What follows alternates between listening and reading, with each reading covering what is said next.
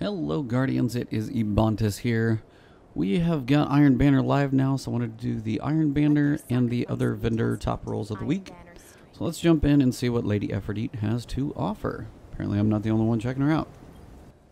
First off, we have the Iron Saga grips. These are going to be Intellect Discipline or Discipline Strength. Looks like they are basically 99% because 41 is a max roll on gauntlets, so pretty solid there. Melee attack speed and scout rifle reload, grenade throw distance, and pulse rifle reload. Me, I'd definitely go with this one. Scout rifle reload speed is not a bad thing to have, and melee attack speed always a good thing to have in PvP. Then here we've got Iron Saga Cloak. The Intellect Discipline one is 100% roll, so if you need one, for sure pick one up if you're going for those tier 12 stats. Next we come to the Proudspire. We've got the shotgun for the week. Rolls are as follows. She always has terrible lighting on these guns. Accurized ballistics, a little more range. Field choke, a little different. Leave your linear compensator, you should be fine. Now on this one we've got rifled barrel, boost range, never a bad thing on a shotgun, especially one that doesn't have the biggest range to begin with. Or you've got oiled frame for faster reload speed. If you're taking this thing into PvE, reload speed could be good, but otherwise definitely don't give up that range. But in PvE that might actually be okay. But for PvP, definitely go with rifled barrel.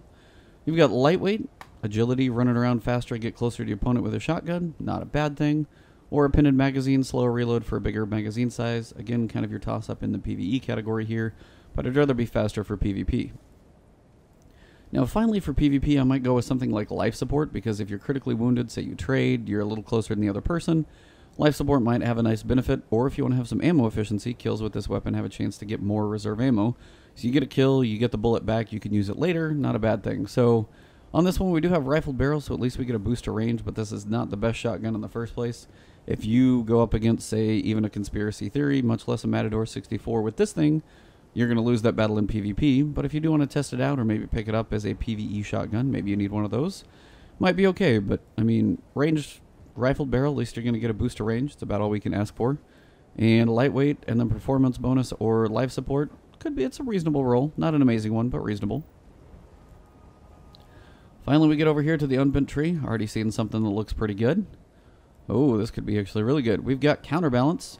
So on a bullet hose, counterbalance is kind of a crucial thing to have. You've got to have this one to basically stabilize this thing.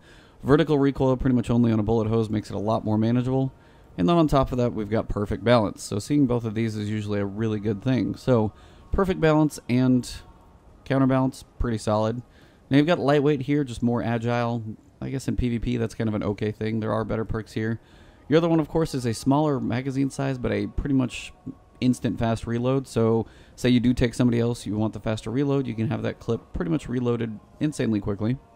I'd probably leave the red dot sight just because it's smooth for close quarters. You could go for the warrior sights for reload speed. If you want the range scope to give yourself a little bit of range, you do give up some stability, but between both of these two, you should probably be okay. So if you want a little boost of range on the auto rifle, that might be an okay way to go, but I'd definitely consider picking this one up.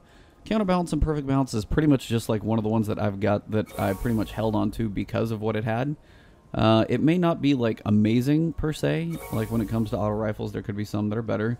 The other one that I had snapshot on it, so I mean in this middle category we're not going to get anything amazing. If you want ultra fast reload speed, it shouldn't take you a full clip to take somebody out, so reloading it really quickly and just kind of moving on, not a bad thing honestly. But with these two on it, I definitely would try and get to rank 5 for 1. Your book's got to get there, and 2, you may as well pick it up and see what it's all about. It's kind of fun. Other than that, we've got the usual bounties. 100 points for playing Iron Banner, 100 points for kills, 100 points for specific weapon kills, and then 100 points for support. Knock out those bounties, get some gear, 2 weapons that are not up here, 2 pieces of armor that are not up here for each character, and you got to get to rank 5 for the book once. May as well do it now and knock it out. Let's go check out the other vendors.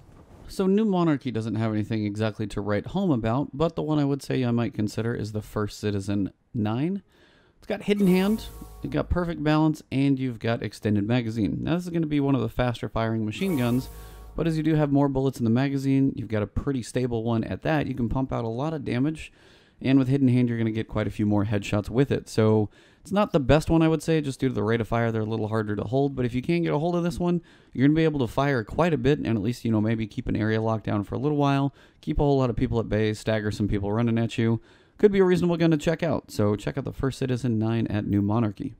For the Crucible Quartermaster this week, I would definitely say you might want to look at the Palindrome. Pretty good option here, definitely when it comes to PvP or PvE both. You've got Luck in the Chamber, you've got Hammer Forged, and you've got Outlaw. So if you can get those precision shots, you've already got good range on it, and Luck in the Chamber paired with it as well. Pretty good looking gun for a fair amount of damage if you want to use this thing in PvE. You've also got explosive rounds. And you've got the Sure Shot IOS for better target acquisition. Give up a little bit of stability, get some reload speed. You've got the quick draw. But honestly, Sure Shot, Outlaw, Hammer Forged, Luck in the Chamber, the option of explosive rounds if you want it.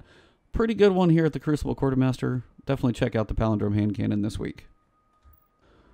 Over here at the Vanguard Quartermaster, I might have to say you might want to check out the Parthian Shot.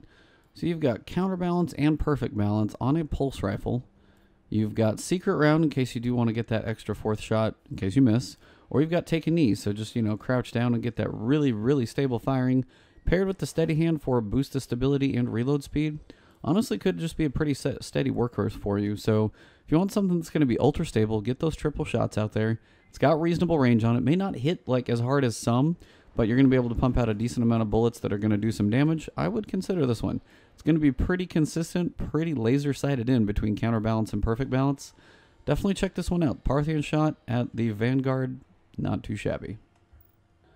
Dead Orbit also has a pretty weak run this week. Looking at Last Ditch being a pretty reasonable one for you guys if you do need a pretty powerful shotgun. This one would be a little more PvE skewed. You've got Rangefinder on one that's already got pretty high impact and, medium range. You've got Small Bore on it as well to give you a little more stability. Thing's not going to be quite Matador style of hit, but it's going to be a reasonable one. Small Bore and Rangefinder, those two together, a little boost of range as well. And then Snapshot, you will be able to bring it up rather quickly. So if you bring it up, get that Rangefinder bonus paired with Snapshot, which it does kind of require. It's kind of a nice pairing, and then you can go Accurized Ballistics or Aggressive Ballistics if you want to hit even harder, but I'd probably just leave it at Linear Compensator. So Last Ditch is an okay one for Dead Orbit this week, but as I said, nothing amazing there this week.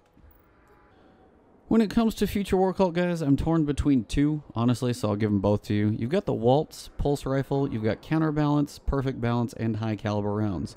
Get your targets to stagger and have those shots be pretty consistent between those two. Paired with something like the Steady Hand IS is going to be pretty solid. On the other end, you've got a Fusion Rifle that's going to hit like a truck. And with accelerated coils, it can fire a little faster, but still hit pretty hard.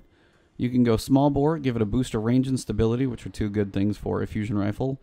All you're going to do is give up magazine size and reload speed, which, Fusion Rifles, you really want that one shot to count.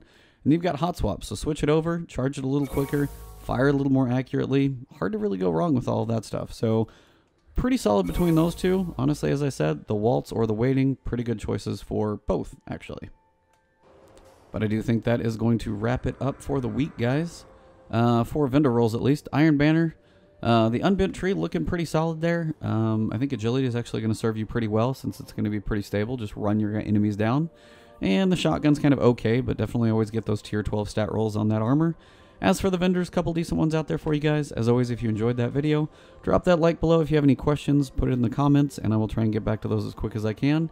And other than that, guys, enjoy the week. Iron Banner and King's Fall, probably going to be running those tomorrow. Going to see if I can knock out a solo Nightfall here, but I will try and get these videos up for you guys today. Have a great one, enjoy, and I will talk to you soon. Subscribe if you haven't, and I will keep the content coming your way. Peace out.